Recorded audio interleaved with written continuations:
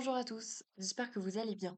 Aujourd'hui, on se retrouve dans un nouvel épisode de podcast avec Lola, alias Tous les chemins sur Instagram. Aujourd'hui, on parle de gérer sa santé mentale en voyage en solitaire. J'espère que l'épisode vous plaira et je vous laisse avec sa présentation. Je sais pas trop par où commencer parce que c'est un peu compliqué, mais on va aller sur des bases assez faciles, hein. Très bien. Je m'appelle Lola, je viens d'avoir 27 ans. Hmm. J'ai grandi en Haute-Savoie, dans une station de ski. Et puis, j'ai beaucoup voyagé. Voilà, j'ai fait des études de langue et j'ai toujours été très curieuse, donc j'ai beaucoup bougé, que ce soit pour des expériences professionnelles comme pour des expériences personnelles. Ok, trop chouette. Aujourd'hui, on va rester dans le thème des voyages. On va parler de gérer sa santé mentale en voyage en solitaire, parce que tu peux en Ouais, parler un peu sur tes réseaux sociaux et du coup, je voulais qu'on approfondisse ça pour ce podcast-là, si ça te va. ok. Ouais, ouais, bien sûr. Ma première question, c'était en quoi voyager seul, ça peut être bénéfique pour la santé mentale. Bah, c'est assez intéressant comme question parce que je pense que j'aurais donné une réponse totalement différente il y a peut-être 1 ou 2 ans de ça. Ok, J'ai pris beaucoup de recul par rapport à ça et aujourd'hui j'ai une réponse plus nuancée. Je pense que déjà, voyager seul, c'est pas quelque chose que tout le monde peut faire. ok, Au-delà, bien évidemment, de la capacité physique, la capacité en termes de visa, etc. Dans un contexte où, bon voilà, moi je suis quand même très privilégiée de pouvoir le faire. ok. Même quand on est privilégié de pouvoir le faire, je pense que tout le monde ne peut pas le faire dans le sens où on a tous des personnalités différentes, tous, toutes et tous aussi un regard différent par rapport à ça. Ouais, Maintenant, moi, j'ai toujours vu, maintenant je me rends compte, le voyage seul comme une façon d'avoir une solitude qui n'est pas imposée, que je choisis, et donc qui est plus facile à affronter. Et j'ai vu ça comme une forme de thérapie. Il y a, alors, 2017, ouais, bientôt 7 ans de ça, j'ai eu une grosse dépression ok, euh, qui a été diagnostiquée, hein, je balance pas un terme médical comme ça. Et donc, suite à ça, j'ai fait une thérapie, j'ai fait vraiment tout ce qu'il fallait faire. Et au bout de plusieurs mois, je suis partie voyager seule pendant 2 mois. Et j'ai vraiment vu ça comme une façon de me retrouver seule et donc une espèce de test, mais aussi une façon voilà, de me réapproprier un petit peu mon corps et mon esprit. Et donc j'ai vraiment vu le voyage solo comme une forme de thérapie parce que tu es complètement en dehors de ta zone de confort et donc tu dois faire avec ton esprit en fait, avec ce que tu as et avec les ressources que tu as aussi, que tu as pu apprendre en thérapie par exemple pour te calmer, pour faire face à tous les problèmes que tu peux avoir. Mais voilà, je n'ai pas plongé dedans comme ça non plus, j'avais déjà voyagé seule avant et ouais, surtout j'y suis allée à un moment où j'étais prête en termes de thérapie, en termes de santé mentale. C'était pas parfait, ouais, mais tu t'es mais pas lancé dedans au hasard, quoi. ouais, clairement pas. Mais aujourd'hui, je vois ça avec un peu plus de recul, dans le sens où, en fait, je me rends compte que moi, je suis quelqu'un qui a des émotions très intenses. Ok, C'est-à-dire que je peux être du jour au lendemain très bas ou très haut. mm, Et en fait, je m'emballe très facilement, que ce soit dans le moins ou dans le plus, dans des activités, dans des choses que je fais, etc. Et je sais que je m'emballe très facilement aussi dans le voyage.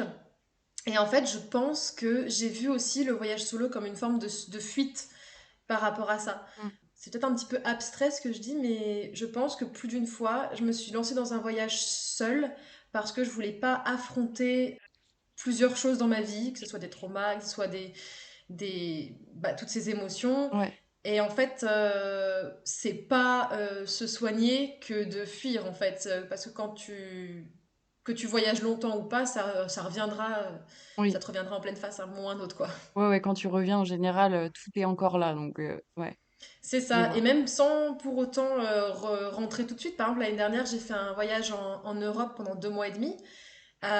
Sur les 2 dernières semaines, je sentais que c'était déjà en train de me revenir en pleine face. Donc, Ok, ouais. donc c'était assez rapide finalement quand même. Ouais, c'est ça. Ouais.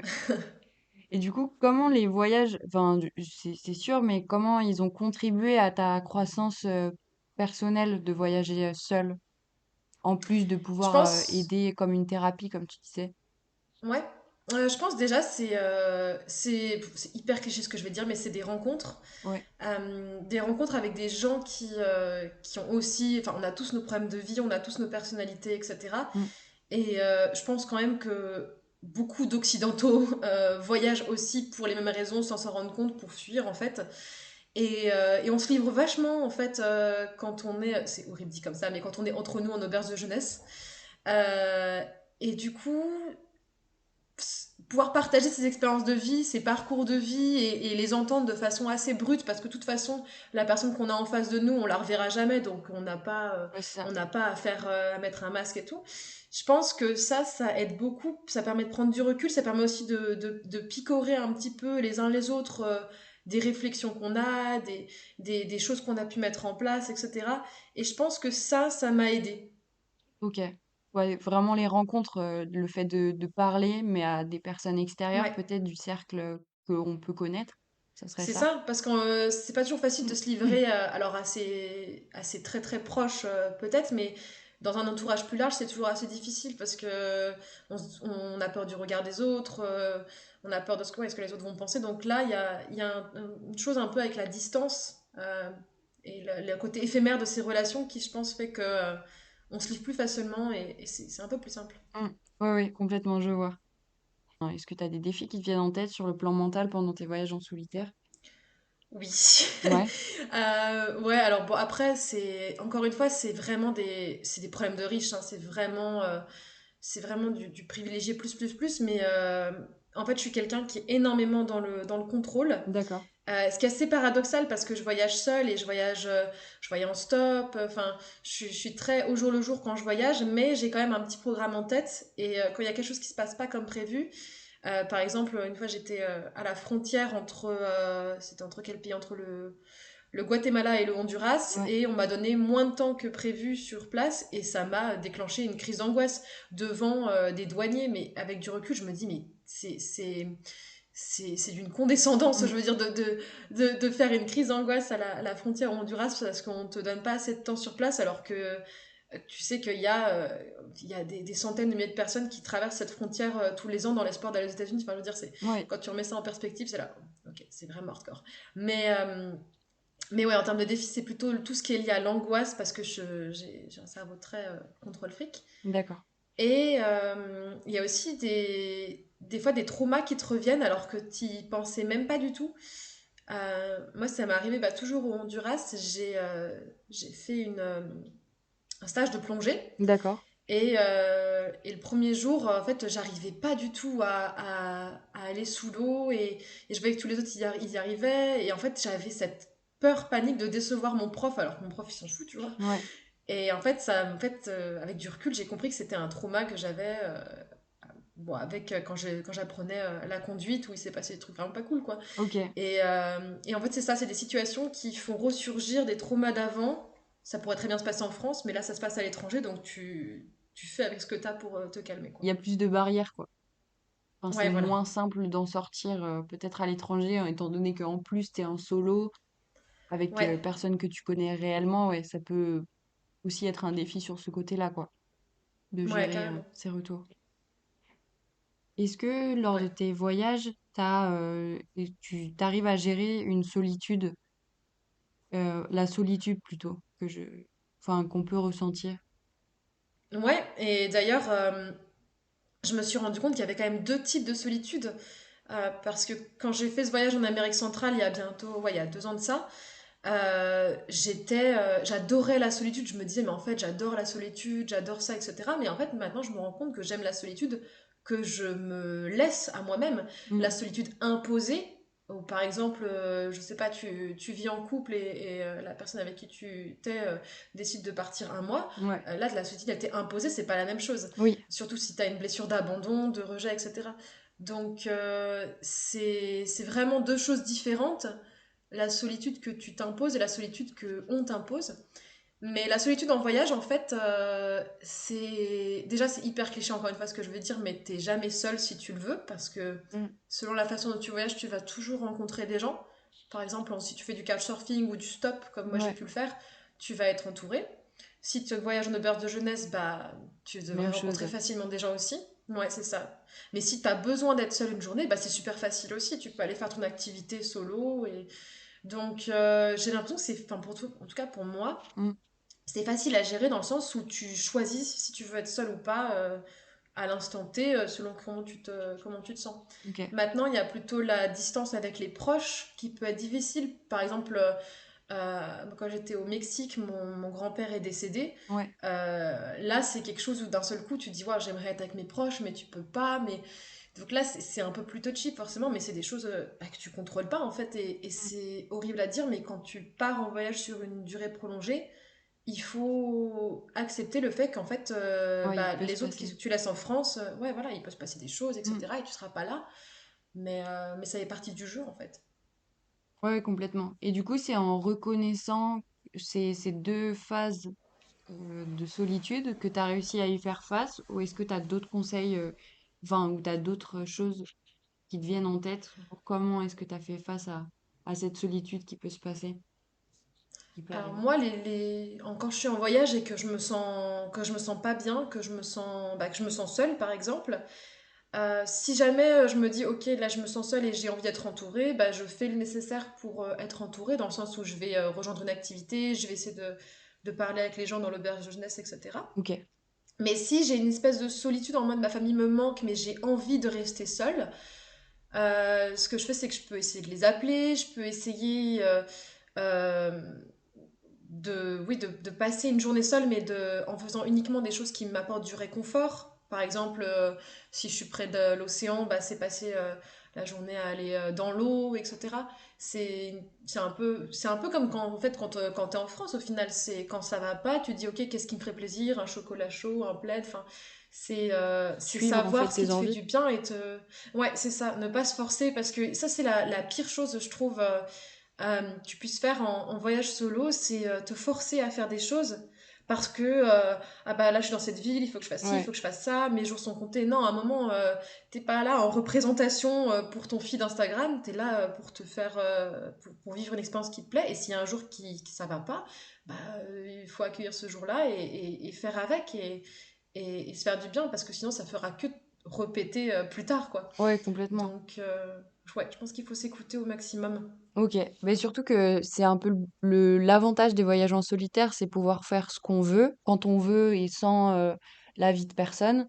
Et donc ça, c'est Ouais. bête de se bloquer pour l'avis des autres en rentrant parce que on n'a pas voulu faire cette chose aujourd'hui, parce que on n'allait pas bien mentalement. Donc oui, C'est sûr, il faut mais s'écouter. cela dit, même quand tu voyages avec des amis en couple, je pense que s'il y a une journée où il y en a un des deux qui va pas très bien et qui a envie de faire son truc dans son coin, je pense que c'est pas un drame que de l'exprimer et de faire comme ça. C'est pas Ah parce que oui, tu voyages avec quelqu'un qu'il faut tout faire avec non plus. C'est vrai que c'est plus difficile parce qu'on n'a pas envie de décevoir la personne, exactement. mais c'est important quand même. Oui, ah oui, oui, c'est sûr. Est-ce que tu as des pratiques qui t'aident à maintenir un bien-être mental pendant un voyage? Comme la méditation ou... Enfin, je donne cet exemple, mais ça peut être tout. Ouais, alors, j'ai pas une routine, D'accord. mais j'ai, disons, des pratiques que j'ai mis en place quand j'ai fait une thérapie il y a des années de ça, Ouais. quand je sens que je suis stressée. Et en fait, ce qui est génial, c'est qu'aujourd'hui, je le fais automatiquement, même sans réfléchir. Il y a deux choses que j'ai fait. C'est la première, c'est la cohérence cardiaque. Ok. Donc moi, j'en fais de moins en moins, mais je suis sujette aux crises d'angoisse. Ok. Et donc en fait, la cohérence cardiaque, j'en ai fait pendant plusieurs mois, 3 fois par jour, 5 minutes à chaque fois. Et ça permet en fait par ta respiration de ralentir ton rythme cardiaque. Donc en fait quand tu commences à avoir une bouffée de stress, ce qui est génial c'est que comme tu l'as beaucoup pratiqué, ton corps automatiquement va faire ça et va se calmer. Alors encore D'accord. une fois ça marche pas à tous les coups, hein. Mais moi c'est quelque chose que j'ai travaillé pendant très longtemps et qui m'a servi en voyage ou non quand je commence à me sentir stressée. D'accord. Et la deuxième chose, c'est une technique qui s'appelle l'ancrage. En gros, tu visualises, pareil, c'est quelque chose qui se pratique pendant plusieurs semaines et après ça se fait automatiquement. Mm. tu visualises un endroit qui te fait du bien. Moi, en l'occurrence, c'était une plage en Irlande. Mm. Et en fait, pendant que tu y penses, tu associes un mouvement de ton corps. Moi, c'était par exemple les orteils. Je faisais ce petit mouvement, tu sais, d'ondulation d'orteils, Ah comme oui, si je dans le pouvais sable. sentir le sable sous mes pieds. Ouais, Ouais. voilà, exactement. Et en fait, je faisais ça plusieurs fois par jour, pendant plusieurs semaines. Et aujourd'hui, alors encore une fois, hein, ça dépend du niveau d'angoisse. Mais des fois, automatiquement, je sens que j'ai mes orteils qui bougent. Et donc, en fait, ça participe à me calmer. Mm. Donc je pense que si on est quelqu'un de stressé et qu'on veut se lancer dans quelque chose comme le voyage solo, c'est bien de prendre les devants avec, en pratiquant ce genre d'exercice en fait Ouais. qui permet de déjà répondre à un stress. Ouais, permettre de calmer finalement et de se C'est retrouver ça. là où on est bien, quoi. Est-ce que tu as un moment en particulier justement où tu te sentais vulnérable Pas du tout. émotionnellement? Et comment tu as surmonté ce moment? Tu parlais du Mexique, mais est-ce que tu as... non, pardon, tu parlais de la frontière au Guatemala. Ouais. Est-ce qu'il y a un autre moment qui a pu vraiment te toucher particulièrement? Il y a un moment qui me vient en tête. Là, j'étais au Nicaragua, c'était pendant les élections présidentielles. D'accord, Et c'est à l'annonce de la fin du deuxième tour. Moi, je suis quelqu'un d'assez, comment dire, assez impliqué d'accord, dans la politique, etc. Et je me rappelle que j'étais à ce moment où j'ai appris les résultats, j'étais dans un pick-up, j'avais fait du stop, donc j'étais à l'arrière d'un pick-up toute seule au Nicaragua sur la route, quoi. Et en ok. fait, je me suis sentie dévastée. Mais j'ai eu une vague de dégoût. En plus, c'était Ok. à, je dirais, 2 semaines de mon retour en France. Mm, Et j'ai eu de la culpabilité parce que bah, j'avais fait procuration, donc j'avais voté, mais je me suis dit, mince, j'aurais dû quand même me mettre là. Et mm, en fait, ouais, j'ai eu une boule ouais, j'étais dévastée. Et j'en ai parlé à des proches qui étaient beaucoup plus tempérés. ouais.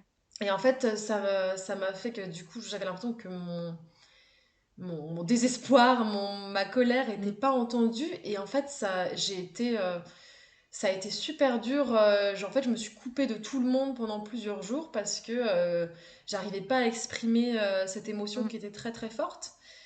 Et honnêtement, bah, en fait, c'est un peu bizarre, mais en fait, j'ai juste vécu cette émotion. ouais. Je pense que j'ai été odieuse avec plein de gens de mon entourage. Et puis c'est passé. Parce qu'en fait, des fois, bah, juste, bah, y a rien à faire en fait. Il faut juste cette émotion, faut juste la vivre.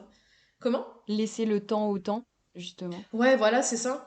On peut parler de plein de techniques pour essayer de faire face à une situation, etc. Mais des fois, il faut juste que la situation elle passe. Ouais. Et voilà en fait. Ah oui, c'est sûr. Et du coup, ça t'avait vraiment dévasté et au niveau des connexions sociales que tu pouvais avoir avec ta famille, t'as vraiment tout Alors coupé. ouais, en l'occurrence, c'était avec mon copain qui était en France et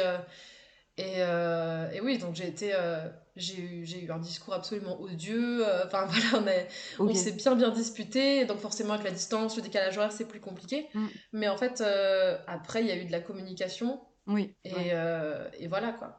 Mais ça Et reste c'est vrai que c'est important. c'est un peu difficile quand tu te disputes aussi avec quelqu'un dont t'es proche, quand il y a une distance géographique, il y a un décalage horaire, Mm. t'as l'impression que tout est décuplé en fait. T'as l'impression que c'est la fin du monde. Parce que c'est Et deux vies différentes, l'impact est ouais. différent pour chacun parce que c'est pas sur le même moment de vie de la personne. Je pense que ouais. Ouais, c'est ça. Puis se disputer en décalé, Mm. c'est vraiment bizarre comme sensation. Mm. Ouais, ouais, mais ça traîne sur le temps peut-être, ça traîne Ouais, beaucoup trop. ouais, ouais. Mm.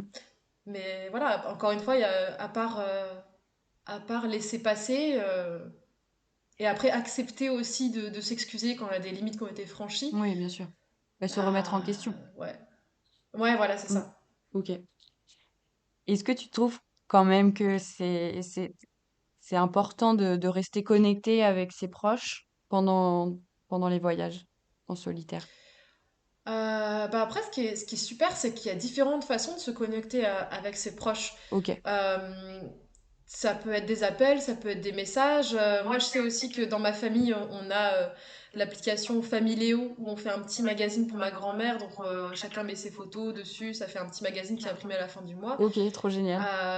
Ouais, c'est trop cool. Ça peut être faire des petites vidéos de temps en Mm. temps, des messages vocaux. Il y a plein de façons de de se connecter aujourd'hui. Je sais que Mm. aussi il y a des amis un peu moins proches, on va dire, bah, les réseaux sociaux, Ouais, ça permet aux autres de suivre ton voyage et de te parler de temps en temps, mais sans que ça soit des messages tous les jours. Enfin, ce qui est bien, c'est que chacun se connecte de la façon dont il veut. mm, Et moi, il y a des jours où, par exemple, j'avais pas du tout envie de parler aux autres. Et il y a des fois aussi où tu as vécu un truc tellement génial, tu as besoin de le dire. Moi, ouais, je fonctionne beaucoup avec les vocaux parce que je trouve que ça retransmet beaucoup de tes émotions oui, quand tu vis un truc. Mais je pense qu'il faut pas se forcer. Moi, ça a toujours été très naturel en fait. Mais parce que j'ai peu ressenti une grosse solitude quand j'étais en voyage seule. Je pense que si c'est quelque chose qu'on ressent beaucoup, faut pas hésiter non plus. mm, ok. Donc vraiment, ça reste quand même important de rester connecté avec eux, mais de s'écouter en même temps Ouais, pour voilà. ouais, Juste, garder. ouais.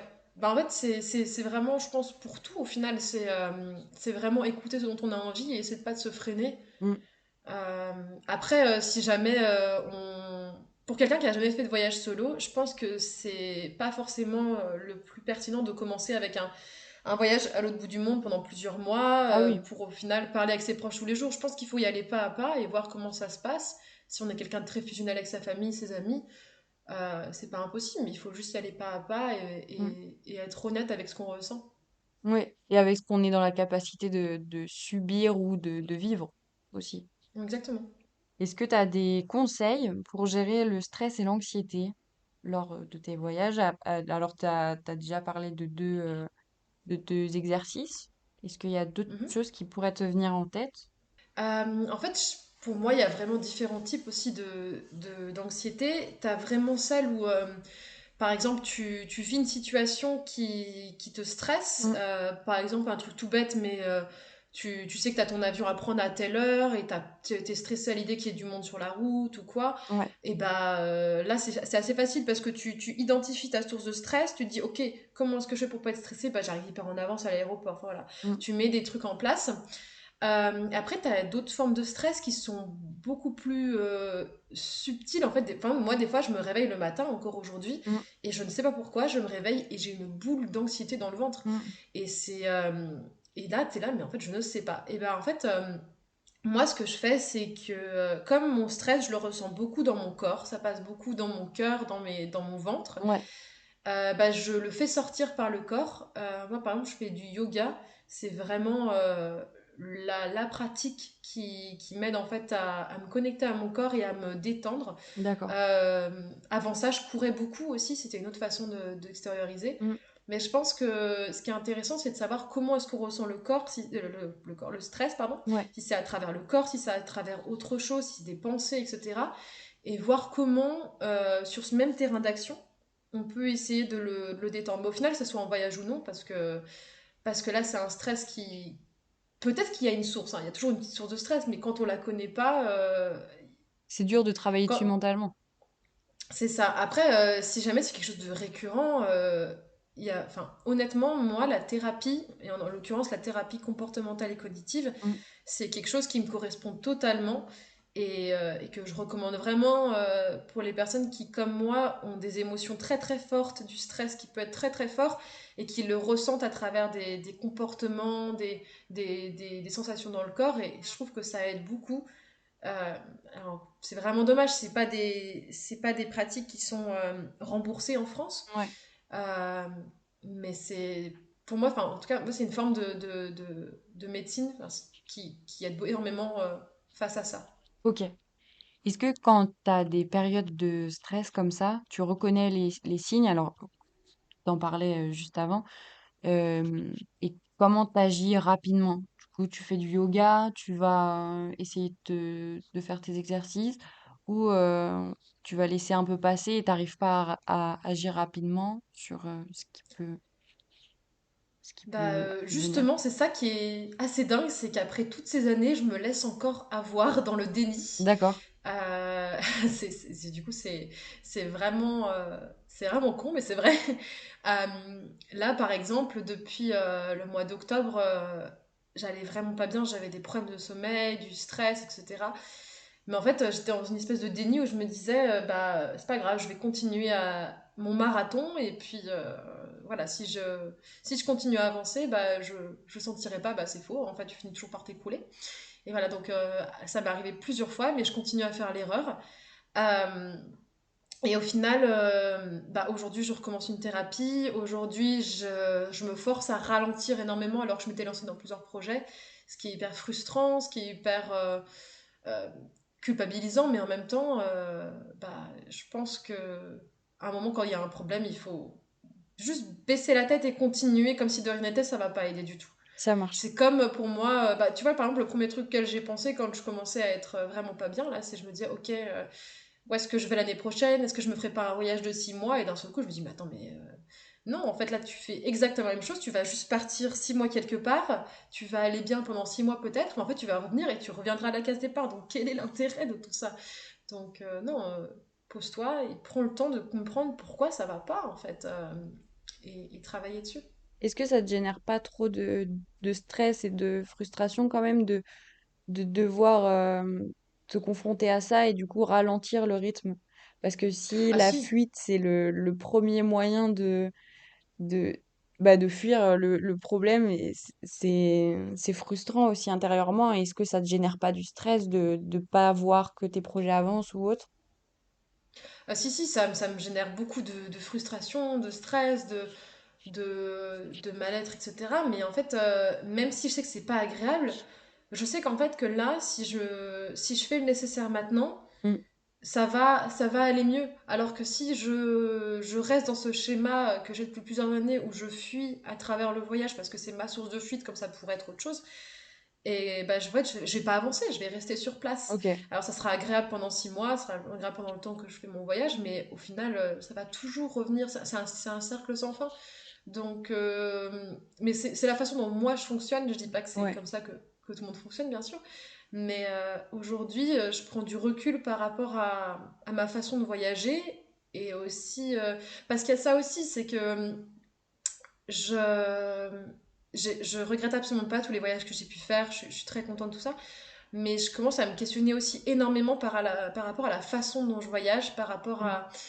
à, en fait, par rapport au voyage en tant que tel, moi qui suis dans une situation aisée, qui me rend dans des pays avec des populations qui vivent dans une situation plus précaire, Ouais. en fait, je commence aussi à me dire, est-ce que si, au niveau de la santé mentale, faire des choses qui sont pas alignées avec mes valeurs, Mm. est-ce que c'est aussi pas un peu participer à continuer à être mal dans ma santé mentale? Parce que en tout cas, c'est une réflexion que j'ai Mm. pas du tout de réponse, mais je me dis, plutôt que de foncer là-dedans, de continuer là-dedans, prendre un peu de recul et prendre le temps de réfléchir et remettre un petit peu tout ça en question, c'est pas agréable, Oui, mais c'est peut-être ce qu'il y a de plus intelligent à faire. d'accord. Retrouver une façon de voyager qui te conviendrait le Ouais, plus. c'est ça, Ok. c'est ça.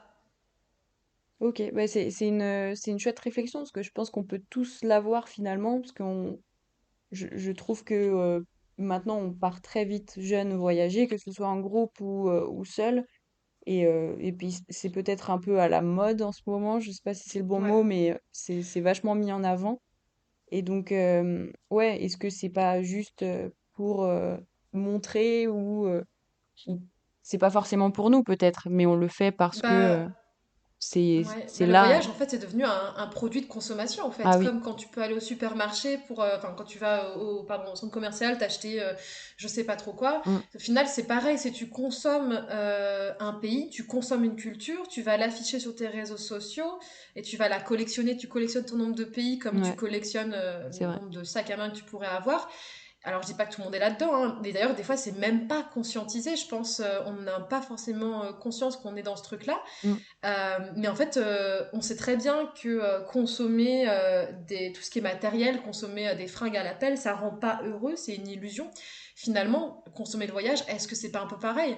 Surtout quand moi, je l'ai fait, hein, en plus, aller dans un pays et faire toutes les activités incontournables, qui en plus sont des agences qui sont gérées par des Occidentaux la plupart du temps. Mm. Donc en fait, tu continues en plus à une détérioration bah, environnementale, économique, sociale du pays. Ouais, Donc carrément. qu'est-ce qu'il y a de qu'est-ce qu'il y a d'intéressant là-dedans, en fait? Mm. Tu te peux te donner une espèce de, même peut-être sans t'en rendre compte, mais de sensation que tu participes à l'économie du pays, tout ça, mais en fait, on est bullshité là-dessus. Mm. Et tu te dis, oui, c'est un voyage authentique parce que je vais rencontrer des gens, mais en fait, c'est complètement faux. Tu dois rencontrer deux, trois personnes de la population, mais tu rencontres des gens de la façon dont tu as envie de les rencontrer. Tu as l'impression que c'est un échange interculturel, mais ça l'est pas au final, parce que Bah, les on gens te sont montre ce qu'on payés. veut te montrer. C'est ça. Et du coup, je trouve qu'il y a quelque chose qui est en train de devenir hyper faux là-dedans. Et ce qui m'insupporte encore plus, c'est cette hypocrisie qu'on peut avoir en parlant d'échange, de découvrir des cultures, de partage, etc. Où nous, occidentaux, on va dans des pays beaucoup plus précaires, des populations eux, peuvent même pas venir dans nos pays pour des questions d'argent, de Mm. visa. On est dans un pays où on n'accepte pas les réfugiés. Je veux dire, il y a une espèce de dissonance là-dedans qui, moi, me pose énormément de problèmes. Et en fait, même parce qu'on parle de santé mentale, je pense sincèrement que si je continue à faire ce genre de voyage, c'est quelque chose qui va participer en fait à, à pas me donner de la santé mentale en fait, justement parce que j'ai besoin d'aligner mes actions avec mes valeurs, avec ce que je pense. Et encore une fois, j'ai pas la réponse. Là, c'est une réflexion que j'ai depuis pas si longtemps, mais je pense que j'ai besoin de me poser et de vraiment prendre le temps de me renseigner, de me remettre en question par rapport à tout ça. Et ensuite, une fois que j'y verrai plus clair, je pense que ma vision du voyage aura changé et je pense que ma façon de voyager aura changé.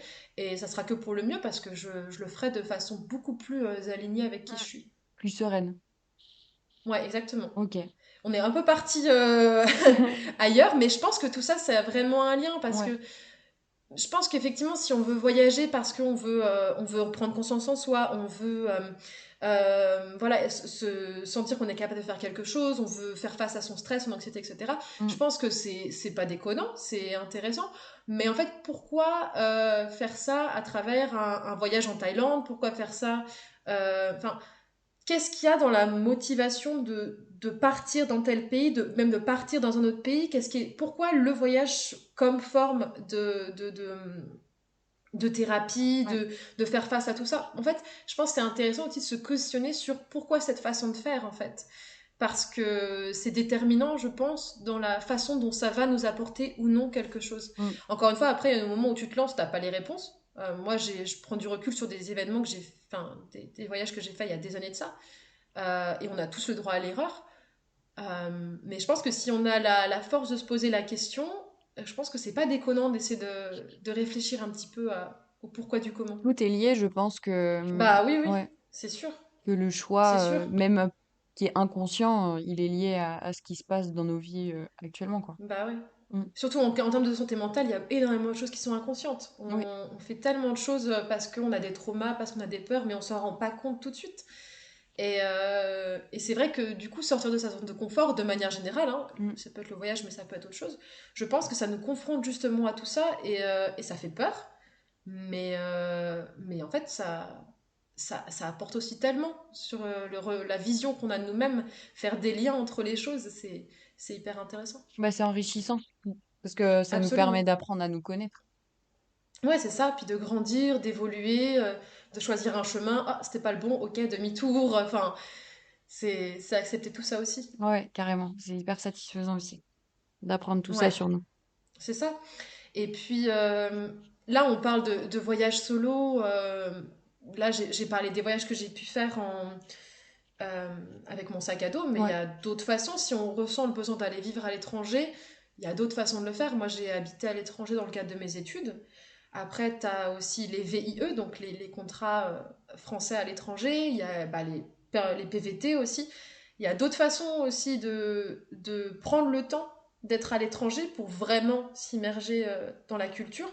Encore une fois, comme ça demande du temps, enfin un investissement de temps, je pense qu'il faut être sûr d'être ou prête à partir longtemps. C'est plus un voyage Mais ouais, à ce niveau-là. Après, c'est vraiment un déménagement et c'est ouais. une autre vie. Après, moi, les fois où j'habite à l'étranger, je vois vraiment ça comme du voyage Ok. parce qu'il y a un mouvement, mais aussi parce que il y a déjà quand j'ai habité à l'étranger, j'en ai profité pour voyager à travers les pays où j'étais. Mm. Et puis, encore une fois, ça va être super cliché ce que je vais dire, mais c'est aussi un voyage à l'intérieur de soi. Ouais. Parce que, bah, par exemple, il y a 7 ans, quand j'habitais en Chine, bah, c'est là que j'ai commencé à... J'ai une dépression qui a refait surface. Ok, pourquoi à ce moment-là? Mm. Enfin, il y a aussi une espèce de voyage à l'intérieur de soi, je pense, qui s'enclenche Ouais, c'est le voyage intérieur, mais habiter un dans peu. un autre pays, ça, c'est... Enfin, en tout cas, à ma vision des choses, c'est habiter dans un autre pays, c'est plus du voyage. On n'est plus un touriste, mais on est Ok, vraiment un habitant. Par contre, oui, je comprends ce truc ça du met du voyage temps. intérieur parce que on n'est pas, bah, parce qu'on n'est pas chez nous encore. On a besoin de se retrouver et de justement trouver peut-être une routine qui nous Mm. permet de se sentir après bien chez nous. Ouais, Ouais. c'est ça. Pour revenir un petit peu, sur le sujet, je voulais savoir si tu avais une anecdote, qui était, positive sur une rencontre, sur une expérience qui a eu un impact, sur un de tes voyages en solitaire et également sur ta santé mentale? Oh là là, il y en a tellement. Et la première qui Euh, vient? Euh, la première qui me vient, enfin, à chaque fois qu'on parle de rencontre, la première qui me vient à l'esprit, c'est à Taïwan. Ouais, J'ai voyagé quand j'avais 21 ans à Taïwan en stop. Et, euh, et donc, je faisais du stop quelque part. Et il y a une dame qui s'est arrêtée et qui m'a dit qu'en gros, la gare était pas loin. Et donc, je lui expliquais que bah, non, moi, je voulais y aller en stop. mmh, Et elle m'a dit, elle était en scooter, elle m'a dit, bah, je te dépose à un endroit où ce sera plus facile de faire du stop. Et en fait, je suis montée sur son scooter. Et ouais. 2 minutes après, elle me dit, mais t'as mangé au fait? Je fais, non, pas encore. Elle me dit, bon, bah, viens chez moi, on va manger. J'étais là, ok. Donc j'ai mangé chez elle, elle m'a montré des photos de ses enfants, etc. Elle m'a emmenée chez ses parents, enfin, c'était incroyable. Et, euh, et puis en fait, elle m'a montré une photo d'une de ses filles qui était décédée. OK. Et elle m'a dit qu'en fait, quand elle m'a vue sur le bord de la route, elle a tout de suite pensé à sa fille et que c'est pour ça qu'elle m'est venue en aide, parce elle s'est dit si ça avait été ma fille, j'aurais aimé quelqu'un vienne l'aider, tout ça. Et en fait, je OK. savais plus où me mettre. C'est super Enfin, touchant. ouais, c'est super touchant comme moment. Mmh, C'était hyper émouvant. Et surtout, bah, du coup, au final, après, elle m'a déposé à un endroit où j'ai pu faire du stop et elle a attendu avec moi qu'une voiture s'arrête. Elle avait pris mon numéro, donc elle m'avait appelé pour être sûre que j'étais bien arrivée à destination. Enfin, c'était hyper éphémère parce qu'en fait, ça a duré même pas 24 heures, mais c'était d'une intensité. Et en fait, ça m'a aussi confrontée à ma propre relation avec ma mère, OK. où je me suis dit, c'est vrai que j'ai des parents aussi qui sont... je dis que j'étais privilégiée, mais je suis privilégiée dans le sens aussi où mes parents ont beaucoup voyagé et ils me font énormément confiance et jamais ils se sont opposés à aucun de Mmh, mes projets de voyage. OK. Et en fait, ça m'a mis un peu face à ça aussi en me disant, waouh, c'est... Quand j'y repense, je pense que j'ai dû donner de belles frayeurs à mes parents. Je crois que ce soir-là, j'ai dû appeler ma mère Mmh. pour lui prendre des nouvelles. Enfin, ouais, ça remet, ça te renvoie un peu à toi-même, quoi. Ouais, c'est une chouette rencontre. Ça Ah ouais, devait non, être un moment je pense très, toujours à elle. ouais. Ouais, ça m'étonne pas. C'est les gens nous marquent, Ah à ouais. vie, quoi. C'est bizarre, je me rappelle pas du tout de son visage, mais je me rappelle de sa maison, je me rappelle des photos. Mais ouais, je me rappellerai toujours d'elle. OK. Trop chouette comme anecdote. Si on se sent à l'aise, je trouve, dans le voyage solo et qu'on veut voyager de façon plus... quand on est contrôle fric comme moi, et Mmh. qu'on veut lâcher un peu prise, et qu'on veut rencontrer vraiment les gens, qu'on veut voyager en plus de façon plus responsable, comme on dit aujourd'hui, vraiment, CCI au stop, je trouve que c'est formidable, parce que ça demande un lâcher prise total. Ça demande en fait de vraiment aller au gré des rencontres, de faire confiance à son instinct, de se rendre compte qu'en fait, le monde il est pas si dangereux que ça, entre guillemets, bien évidemment, ça dépend où on est. Et c'est des rencontres humaines brutes. En fait, encore une fois, j'ai l'impression de dire des choses hyper clichés, mais c'est vrai. Et je trouve que le voyage en stop, là par exemple, aujourd'hui j'habite en Norvège. Et des fois j'ai ces moments où je me dis ok, je vais prendre un avion, je vais partir à l'autre bout du monde et tout. Non, ça stop, c'est la fuite, j'arrête. Mais des fois je me dis ah, ça serait cool que je me refasse un week-end en stop toute seule. Et là j'ai l'impression que ça serait plus thérapeutique parce que c'est se retrouver avec soi-même, se retrouver avec son lâcher prise, etc. Et honnêtement, si vous êtes en France, si vous habitez ailleurs, n'hésitez pas, je trouve que ça, en termes de santé mentale, c'est un conseil que je donne, c'est faire des petits voyages en stop comme ça. Je trouve que ça permet de se reconnecter sur des choses simples. C'est se reconnecter aussi avec le temps. Moi, je suis quelqu'un qui va toujours très très vite et on est dans une société qui va super vite.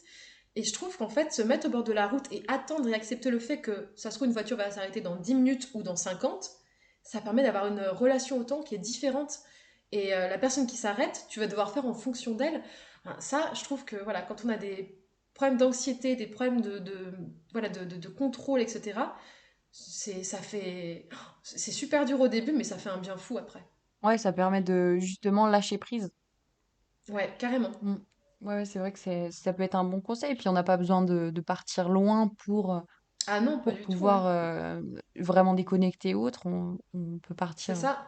très proche et rencontrer plein de monde et que Mais ça oui, c'est soit ça. un aussi beau voyage que à l'autre bout du monde. C'est ça, même en France, sinon voyager en vélo, je l'ai fait. C'est super bien, ça aussi sur la relation au temps. Puis il y a des super belles pistes cyclables en France pour ça, donc non, c'est vraiment chouette. Je voulais te demander comment tu gérais ton retour à la vie quotidienne mentalement après un voyage qui t'a dépaysé. Ce retour peut-être aux problèmes vu que tu t'as dit que tu pouvais partir en fuyant un peu tout ça. Comment est-ce que tu Mhm. gères? À chaque fois que je reviens d'un long voyage, Ouais, ce que je fais, c'est que j'ai des projets. ok, Par exemple, quand je suis revenue de mon voyage de 8 mois en Amérique centrale, j'ai fait en fait, dès que je suis rentrée, j'ai fait le tour de mes amis, de ma famille en France pendant 3 semaines. Donc, pour vraiment prendre du plaisir à retrouver tout le monde. Puis, j'en ai profité pour découvrir des endroits en France que je connaissais pas, ok, trop chouette. me reconnecter avec les gens. Donc, c'est vraiment avoir des projets sur le plan personnel. Et j'avais fait une liste aussi des choses que j'étais contente de retrouver en France. Ça peut être, par exemple, je viens de Haute-Savoie, donc j'étais trop contente de retrouver le reblochon, tu vois. Ouais, C'est super bête à dire, mais c'est ça. C'est vraiment faire ça. Et un autre truc qui m'aide beaucoup, c'est faire un album photo. J'adore faire des albums photos de mes voyages et en fait, ça permet de le revivre, de, de, comment dire, de tourner la page de, peut-être? ouais, ouais, de tourner la page, mais en même temps comment dire, d'embrasser un peu ce voyage, ce chapitre-là. Et donc, moi, c'est quelque chose que j'aime beaucoup. Et après, bah, c'est continuer à avoir des projets. Mais aussi, quelque chose de nouveau pour moi, c'est accepter en fait qu'on ne sait pas. Euh, Vraiment, enfin, c'est quelque chose de très nouveau pour moi. Accepter que bah, j'ai pas trop de projets et que je sais pas trop où ça va aller. Mais je sais que je vais pouvoir repartir un jour, que je vais pouvoir faire d'autres choses. Mais, euh, mais je sais que, en fait, s'il y a des fois où je me sens un peu nostalgique d'un voyage, re-regarder mes albums photos, par exemple, ça me rend pas triste, au contraire, ça me rend très heureuse. Donc, ouais. De revivre un peu ce moment par les souvenirs. Ouais, Enfin, j'ai entendu beaucoup de personnes et moi-même je l'ai vécu en rentrant de voyage. Il y a quand même un petit moment de réalisation qu'on n'est plus dans les pays où on a été et autres. Et ouais, comment est-ce que tu arrives à gérer ce petit moment-là qui des fois peut être un peu plus triste, on va dire, c'est peut-être pas le mot, mais c'est un moment d'émotion qui est particulier et qui est dur à partager avec d'autres, surtout quand on revient d'un voyage seul. Comment est-ce que ouais. toi tu le vis et comment tu Bah, gères émotionnellement tout ça? Bah, je pense que je le gère pas, dans le Ok, sens où en fait, je laisse faire. d'accord. C'est normal, je pense, de passer d'une situation à une autre et d'être un peu désorienté. Je pense que si on l'était pas, bah, il y a des gens comme ça hein, qui hop, Bien switchent sûr. d'une vie à une autre et sans problème, tant mieux pour eux. Mais je pense que c'est normal d'être un petit peu désorienté et je pense que c'est une émotion qu'il faut vivre. C'est pas facile, hein. Ouais, c'est sûr. Euh, mais si c'est là, ça doit être là et c'est pas agréable, surtout comme tu dis, quand t'es entouré de proches qui, eux, leur vie n'ont pas changé, donc il y a une espèce de, de, de, Le de contraste. contraste. Ouais. Ouais. Mais, et des fois en plus, toi t'es là, tu racontes ton voyage pendant des heures aux autres, et ils sont là, mais c'est bon, on a compris, bah tais-toi. Donc je trouve que du coup, il y a enfin, les réseaux sociaux, c'est pas mal pour ça aussi pour continuer à parler de son voyage à des gens que ça intéresse. Euh, mais ouais, non, juste. En fait, c'est là et. Bah, c'est tout, quoi. Il faut faire avec. Pas C'est ça refouler le les gérer, je pensais émotions. faire avec. Ouais, c'est ça, exactement. Ok, ça marche. Bah, j'espère que ça aura pu aider des personnes, des voyageurs en post-voyage justement. J'espère aussi. Après, je pense que ouais, on passe tous par là et on a tous des sentiments différents et une Ouais, façon différente de gérer. En plus, c'est un moment, tu sais pas comment tu vas le vivre tant que t'es pas là. Donc, ouais, ouais, c'est vrai. ouais. On a beau essayer de le préparer, chacun le vit à Ah sa ouais, c'est manière. ça. Comme t'as beau préparer ton voyage en disant, ok, je vais faire ci, je vais faire ça, je vais me sentir comme ça, bah, une fois que t'es sur place, c'est pas du tout comme t'avais Ouais, imaginé. le corps reprend le contrôle, hein. Ça pour le coup. Ouais, Mm. toujours, toujours. C'est pour ça, voilà, tu peux fuir autant que tu veux, tu resteras quitté. Oui, complètement, ça c'est sûr. Est-ce que tu as des recommandations de livres, de podcasts, de vidéos qui auraient pu t'aider toi pour partir en voyage en solitaire et aussi par rapport à la santé mentale en voyage en solitaire? Si des voyageurs veulent en savoir plus. Euh, Bah, en final, tout ce qui est livres et podcasts sur le sujet du voyage, on a énormément. Maintenant, quand tu veux faire le lien avec la santé mentale, c'est vrai que c'est un peu plus niche. Moi, ce que j'aime bien, c'est suivre des comptes Instagram de personnes qui voyagent et qui parlent de façon hyper authentique de leurs sentiments, de leurs réflexions, qui acceptent d'être dans la réflexion et pas dans le ok, c'est comme ça. Donc, c'est pas forcément les personnes les plus suivies. Les personnes les plus suivies, ce sont celles et ceux qui vont juste montrer des belles images, etc.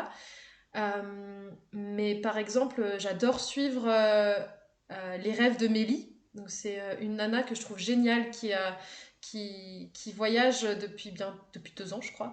Et qui, dans chaque pays où elle essaie de bosser pour une ONG. Elle a fait plein de boulots différents, du coup, et elle a une réflexion sur elle-même et sur la façon de voyager qui je trouve hyper intéressante. En fait, ce que j'aime, c'est des personnes qui sont en construction et de suivre ça parce que ça, du coup, ça t'apporte énormément parce que des fois, tu as des réflexions similaires à ces personnes et donc c'est hyper enrichissant. Ok, ça marche. Après, en suivi, il y a la Bretonne en stop que j'aime beaucoup parce que du coup, il y a non seulement elle voyage en stop, forcément, c'est magnifique, etc. Mais il y a aussi une volonté d'engagement à travers son voyage, puisqu'il y a une volonté écologique, il y a une réflexion aussi sur les inégalités, sur les sociétés qu'elle traverse, etc. Donc, j'aime beaucoup. Ok, plus profond. Et là, tout de suite, j'ai pas d'autres idées, mais Bah après, toi souvent aussi, des tu peux femmes au faire final. ça. Tu fais ça sur ton compte Instagram également. Ouais, Tu bah moi partages ta c'est beaucoup santé plus mentale. brouillon parce que d'un coup je te partage des photos de la Norvège, un coup je te partage des choses sur la santé mentale, donc c'est Mm. vraiment comme ça me vient. Mais en fait, ouais, c'est quand j'ai créé ce compte Instagram il y a 2 ans, à la base c'était vraiment pour partager mon voyage de façon, enfin, sans ambition aucune. Et petit à petit, je me suis rendu compte que la santé mentale, c'est comme ça faisait partie de moi, ça faisait partie de mon voyage, et je me suis dit, bah c'est là, autant en parler. Et j'étais surprise Ça que ça parle. parle à plus de gens Mm. que moi. Ouais, voilà, c'est ça. Je pensais vraiment que c'était pas un sujet plus intéressant que ça, et au final, bah non, on est quand même beaucoup à être concernés. Ouais, c'est important. Mais où est-ce qu'on peut te suivre pour ceux qui pourraient nous écouter, les auditeurs? Et ben, mon compte s'appelle Tous les chemins, donc tout.les.chemin au pluriel. Et puis voilà, donc c'est vraiment, je partage bah, en ce moment beaucoup ma vie en Norvège, donc les voyages que je peux faire, mais toujours aussi des grosses réflexions que j'ai sur le voyage, mais aussi sur bah, mon parcours de vie, quoi. J'ai 27 ans, donc je suis encore en pleine construction, remise en question, donc je partage des choses assez brutes de ce qui se passe dans ma tête. Et, euh, et en plus, des fois, ça parle à d'autres gens. Donc, des fois, je le fais de façon très égoïste en plus, parce que je le fais vraiment en mode, ok, on va voir si quelqu'un d'autre ressent la même chose que moi. Comme ça, on va pouvoir prendre les réflexions des autres aussi. Donc, je vais pouvoir grandir avec ça. C'est ça, ça Donc, aide tout le monde. c'est chouette. Ouais, voilà, c'est ça. Ok, eh ben, je mettrai ton compte Instagram dans la description de là où les auditeurs peuvent écouter le podcast. Trop bien, merci. Eh ben, avec plaisir. Est-ce que tu as un dernier message à ajouter? C'est Non, ça. vraiment, ouais, conseil hyper bateau, mais qu'on a tendance à oublier, c'est rester fidèle à soi-même. Et s'il y a une situation qui nous titille, où on se dit, ah, c'est bizarre et tout, bah, c'est qu'il y a peut-être matière à réfléchir. Donc, toujours essayer de prendre le recul nécessaire et en même temps accepter de faire des erreurs parce que sans faire des erreurs, on peut pas prendre du recul sur des situations et on peut pas évoluer. Bah, c'est Voilà. une belle phrase de fin. On va rester sur ça. Bah, merci pour ton temps. Bah, merci à toi. Merci pour les réponses aussi que tu as pu apporter et les conseils également. J'espère vraiment que ça aura pu aider. Ouais, moi aussi. Merci à toi d'être arrivé jusqu'au bout de cet épisode. J'espère qu'il t'aura plu, qu'il t'aura peut-être aidé pour tes prochains voyages en solitaire et comment gérer ta santé mentale dans ce là. N'hésite pas à mettre 5 étoiles au podcast et à venir me rejoindre sur Instagram en voiture Simone-du-bas le podcast pour pouvoir me donner ton avis sur cet épisode. J'espère que vous avez passé un bon moment avec nous et à la prochaine. Ciao! There's a look that you give me.